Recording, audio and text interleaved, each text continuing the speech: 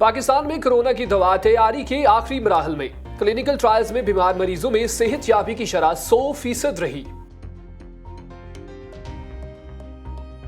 8 चेहरों वाला शख्स जिसने लाखों जहन घुमा दिए। अमेरिका के बदनाम तरीन मुजरिम की दास्ताने हयात फिक्शन से कम नहीं। ट्विटर और फेसबुक अमेरिकी सदारती अकाउंट्स जो बाइडेन को मुंतकिल करने को तैयार। व्हाइट हाउस नायब सदर और खातून अव्वल के अकाउंट्स भी मुंतकिल होंगे।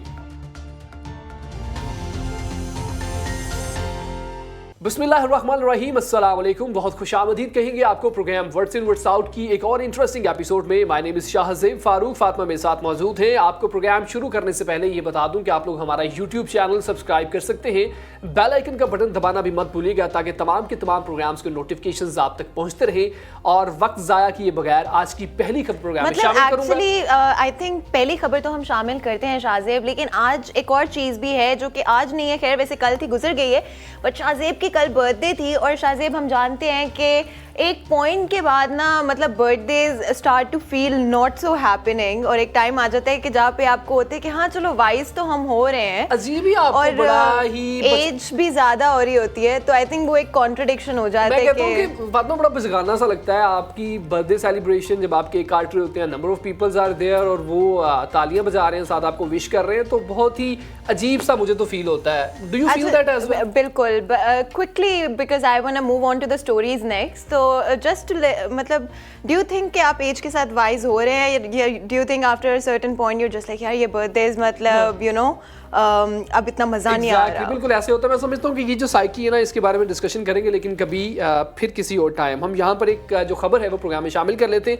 नाज़रीन, आपको बताएं कोरोना वायरस के हवाले से ही एक जो रिसर्च है उसके बारे में बताएंगे। आए रोज़ कोई ना कोई ऐसे तहकीकाती लोग यहाँ पर मौजूद हैं, साइंटिस्ट मौजूद हैं। बायोलॉजिकल टर्म्स के हवाले से बात करें, मेडिकल फैसिलिटेशन के हवाले से बात करें, तो कोई ना कोई काम होता रहता है। पाकिस्तान के हवाले से बात करेंगे। नाज़रीन, आपको बताएं कि पाकिस्तान में कोरोना वायरस के इलाज के लिए दवा की तैयारी के अहम मराहल जो है वो शुरू कर दिए गए हैं। पाकिस्तान में कोरोना वायरस के इलाज के लिए दवा की प्रॉपर तैयारी होना शुरू हो गई है। आपको बताएं कि तर्जमान जाओ यूनिवर्सिटी ऑफ हेल्थ साइंसेज के मुताबिक क्लिनिकल ट्रायल में शामिल शदीद बीमार मरीजों में सेहत याबी की शरह 100% रही, जबकि आईसीयू में दाखिल इंतहाई बीमार मरीजों से सेहत याबी की जो शरह है वो 60% से जायद रही।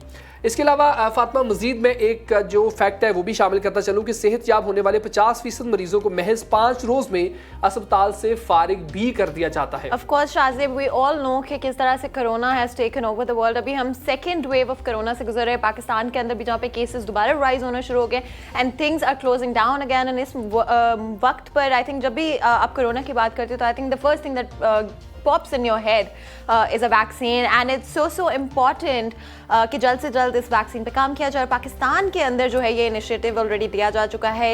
ये जिस वैक्सीन की हम बात करें जो कि डाउ यूनिवर्सिटी ऑफ हेल्थ साइंसेज की तरफ से बनाई जा रही है, ये भी एक टेस्टिंग फेज के अंदर है। ये जून से टेस्ट की जा रही है, एंड ऑफ कोर्स बिकॉज हम देख रहे हैं कि कोविड के केसेस दोबारा ज़्यादा हो रहे हैं पाकिस्तान के अंदर, तो कोशिश की जा रही है कि इस वैक्सीन को जल्द से जल्द इन ट्रायल फेजेस से निकाला जाए और आगे बढ़ाया जाए, ताकि आम आवाम के लिए जो है इसको मैसर किया जा सकता हो, ताकि हर किसी को एक्सेस जो है इस वैक्सीन का मिल सके। एब्सोल्युटली। और एक्सेस की बात करने के साथ साथ मैं आपको ये भी मजीद बता दूं कि डॉक्टर शौकत अली ने बताया कि कोरोना वायरस की जो बीमारी है इसके बारे में तहकीक ताहाल जारी है, लेकिन कोरोना अमूमन 3 वजूहात के बायस जानलेवा साबित होता है। एक तो आपके फेफड़ों पर ही हमला करता है और आपके फेफड़ा जो है वो नकारा हो जाते हैं। इसके अलावा अगर मज़ीद मैं इसमें ऐड करूं तो आपकी जो इम्यूनिटी सिस्टम है, आपकी क़ुव्वत मुदाफ़त है, उसको बिल्कुल ये नकारा कर देता है और इस वजह से जो है काफ़ी ज़्यादा प्रॉब्लम होती है। तीसरा, साइटोकाइन स्टॉर्म को कंट्रोल से बाहर ये कर देता है। और इन 3 वजूहात की वजह से अगर एक भी कोई सिम्टम आपके अंदर मौजूद है तो इससे ये होता है कि इंसान को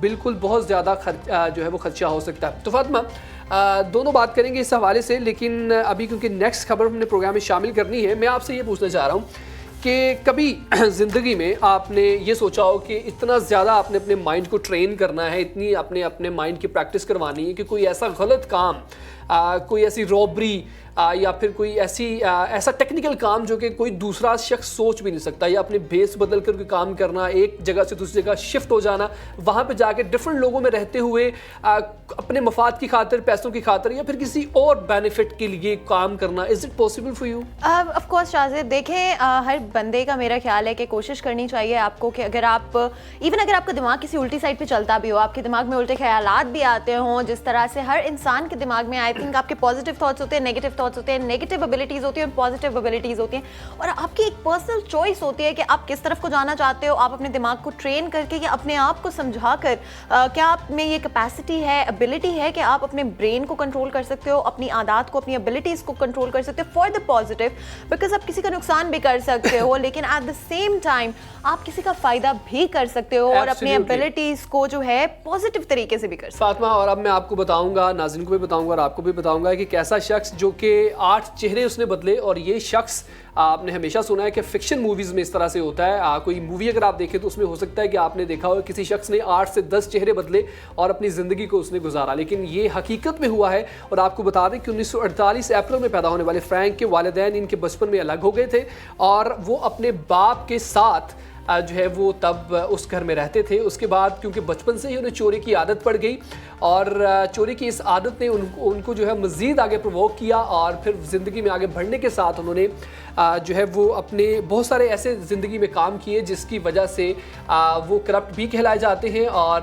फातिमा, मज़ीद आप ऐड करेंगे इसमें कि उन्होंने अपनी ज़िंदगी में आगे क्या क्या काम किए? शाहज़ेब, देखें बहुत सारे उन्होंने काम किए हैं अपनी ज़िंदगी में। ऑफ कोर्स जहाँ पे उनका जो एक रास्ता था, जैसे कि आपको पता है कि काफ़ी नेगेटिव किस्म का रास्ता था उनका, जो रास्ता था, जो शुरुआत उन्होंने की अपने लाइफ की छोटे होते से, मे बी बिकॉज वो एक ब्रोकन घर से थे, तो उनकी जो शुरुआत थी बड़ी बम्पी थी और सही रास्ते पर नहीं चले वो, और काफ़ी दफ़ा जेल भी गए, और एक लंबी हिस्ट्री है उनकी जहाँ पे उन्होंने 8 जो है आइडेंटिटीज़ अपनाई, डिफरेंट जगहों पे काम किया, जाली डिग्रियाँ इस्तेमाल की।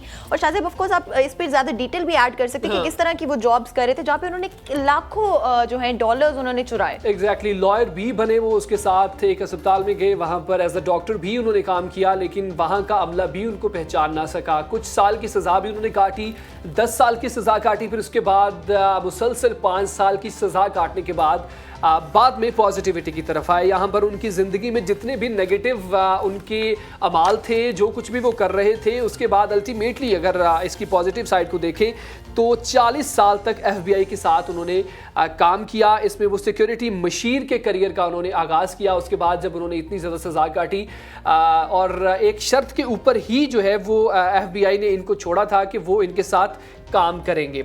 और मैं समझता हूँ कि अगर किसी इंसान की ज़िंदगी में इस तरह के वो रिस्क लेके आगे बढ़ता है, ये एक पॉजिटिव साइड है, लेकिन इसका ये मतलब नहीं है कि आप लोग जानबूझकर, क्योंकि उनकी ज़िंदगी में अनइंटेंशनली ये तमाम चीज़ें हुई हैं, लेकिन जानबूझकर इंसान जो है वो कभी भी इस तरह की हरकतों से सकनात नहीं कर सकता, और अगर वो करता भी है इन केस, तो हो नहीं सकता कि उसको इस तरह की कामयाबी मिल सके। एंड ऑफ कोर्स देखें, इस सारी बात में ना, इस स्टोरी से हमें एक चीज़ पता चलती है कि इट्स नेवर टू लेट। अगर आपकी ज़िंदगी मुश्किल भी रही है, अगर उसमें कोई इस तरह की चीज़ें रही हैं जिनकी वजह से आपको कुछ ऐसे कदम उठाने पड़े हैं जो कि सही नहीं है, तो कभी भी it's not too late to actually return to the right path. And this is what the story tells us कि कोई भी इंसान जो सही रास्ते पे चलना चाहता है, उसके लिए कभी भी वक्त बहुत लेट नहीं होता। एब्सोल्युटली फातिमा, अब मज़ीद जो है वो आपको एक और खबर प्रोग्राम में शामिल कर लेते हैं। फेसबुक और ट्विटर के हवाले से आपको बताएं कि ट्विटर और फेसबुक सदारती अकाउंट्स 20 जनवरी को जो बाइडन को मुंतकिल कर दिए जाएंगे। अमरीकी सदर डोनाल्ड ट्रंप ने डेमोक्रेट उम्मीदवार जो बाइडन के हाथों सदारती इंतखाब तस्लीम करने से इनकार करते हुए कई बार कहा कि वो अदालती कार्रवाई के जरिए नताइज को कलअदम कराने का इरादा रखते हैं। इसमें वो कहाँ तक कामयाब होते हैं ये तो आने वाला वक्त ही बताएगा, मगर समाजी राब्तों की वेबसाइट ट्विटर और फेसबुक ने इस हवाले से अपना मौक़िफ़ जारी कर दिया है। और मौक़िफ़ में उन्होंने ये कहा है कि ट्विटर ने अमरीकी वेबसाइट पॉलिटिको को बताया कि वो हल्फ बर्दारी के दिन अमरीकी सदर के ऑफिशियल अकाउंट जो बाइडन को मुंतकिल कर देगी, चाहे सदर ट्रंप अपनी शिकस्त तस्लीम करें या ना करें। एंड मैं अपने ऑडियंस को एक चीज़, ऑफ कोर्स आई थिंक सबको पता है कि Trump is one of my favourite people in the world, of course he is one of Trump सबके फेवरेट है Fatima, and he is so interesting Shahzeb, मतलब he always has something to say, और वो हमेशा कोई ना कोई जो चीज है, कोई ना कोई बात जो है ऐसी करती है कि पूरी दुनिया उस पे ना फोकस हो जाती है और हम बात करने लग जाते हैं उस बारे में। अब 20 जनवरी को ये अकाउंट जो है ऑफिशियली ट्विटर का और जो इनके सोशल मीडिया अकाउंट्स है वो हैंड ओवर कर दिए जाएंगे जो बाइडेन को, जो कि is the next president of United states, वो ऑलरेडी इलेक्ट हो चुके हैं। और ये भी बात स्पेसिफिकली कही गई है for the first time ever कि ट्रंप चाहे अपनी डिफीट एक्सेप्ट करें या ना करें, ये अकाउंट्स जो हैं 20 जनवरी को फिर भी मुंतकिल कर दिए जाएंगे। एब्सोल्युटली। और ये आज की हमारी आखिरी खबर थी नाज़रीन। उम्मीद है कि आप तमाम लोगों ने एंजॉय किया होगा आज की हमारी तीनों खबरों को। और जाते जाते एक बहुत ही अच्छा पैगाम आपको देना चाहता हूं कि कभी भी जिंदगी में आपने डीमोटिवेटेड नहीं होना।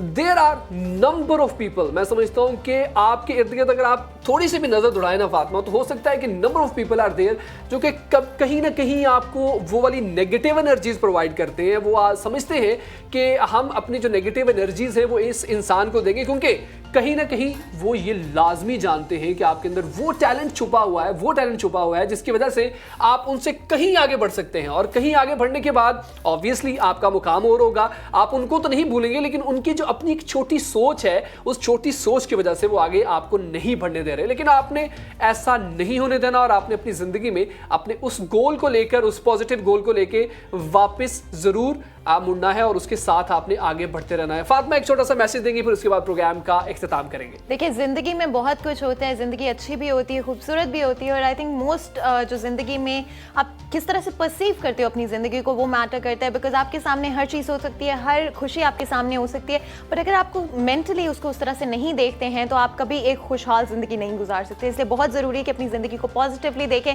जो छोटी छोटी चीजें, छोटी छोटी खुशियां, उनको एंजॉय करें, अपनी फैमिली को वक्त दें, अपने फ्रेंड्स के साथ वक्त गुजारें, अपना ख्याल रखें सबसे ज्यादा, और कभी गिव अप ना करें। मुश्किलात आती रहती हैं लेकिन हम उनको सब पार करते हैं, और यही जिंदगी। और अभी गिव अप कर चुकी होगी ऑडियंस, क्योंकि इतनी लंबी नसीहतें फातिमा, मैं समझता हूँ कि मुझे तो कभी नहीं लंबी हो गई। वैसे ये काफी एंटरटेनिंग है, यहाँ पर आकर थोड़ी सी बोरिंग हो जाती है। मैं आपको एक मशवरा दूंगा कि सर्दियां हैं, सर्दियों में आप ड्राई फ्रूट्स खाएं, अपनी मर्जी का काम करें। आपके पास जो है वो एक एनवायरनमेंट होता है। पता है Shahzeb, I really want to ask the audience कि वो हमें बताएं कि ज्यादा बोरिंग कौन है, शाहजेब या मैं, बिकॉज आई थिंक हमारी ऑडियंस को मैं ज्यादा अच्छी लगती है। एब्सोल्युटली। आप लोग कमेंट कर सकते हैं, आप लोग लाइक कर सकते हैं हमारी गुफ्तगू को, और आप कमेंट करके बताइएगा हम दोनों में से कौन ज्यादा एंटरटेनिंग है।